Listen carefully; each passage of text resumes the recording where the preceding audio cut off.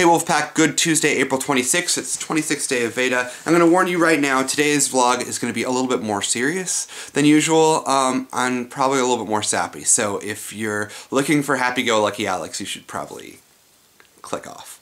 You are still here, so don't be too worried. We're not going to get into anything too crazy, too serious, but I'm going to get a little sappy on you today, so prepare for that. Something that you should know about me is that I'm an absolute sucker for milestones. Big days, anniversaries, first things, last things. I always end up being the guy who gives a really, really emotional toast or a speech when other people don't take it very seriously, and that's okay with me, but I think important days are important. And today is my grandfather's 80th birthday. I just got back from his birthday party, and I felt like it was a good occasion to talk about life and how we live it.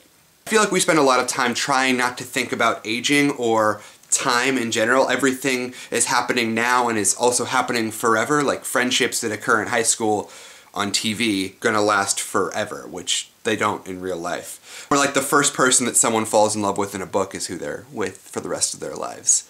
It's wonderful that Ron and Hermione get married and Harry and Ginny get married, but most times that's not really what happens.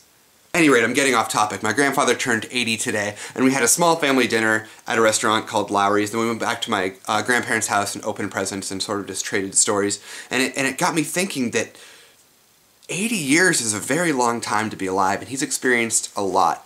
And I have not even experienced a shade of what that man has been through, and I think I've been through a lot. I can only imagine that so many things in his life have seemed like they were going to be that way forever. Like when he was playing basketball for Seattle University and traveling the world doing that. That seemed like that was what his life was going to be, but it wasn't. When he owned a bar with some of his friends for a while, that was what he thought life was going to be like forever. But over the years, things change and people change and move on and fall out of contact and get back into contact, and I think that is something that is so undervalued in at least my life. I feel like sometimes we treat things as if they are not as good if they don't last forever. My grandfather moved to Los Angeles and became a doctor and started a family, and all of those things wouldn't have happened if he had stuck to that one thing that was really great for him when he was, you know, in his 20s playing basketball or running that bar or, you know, enlisting in the Marines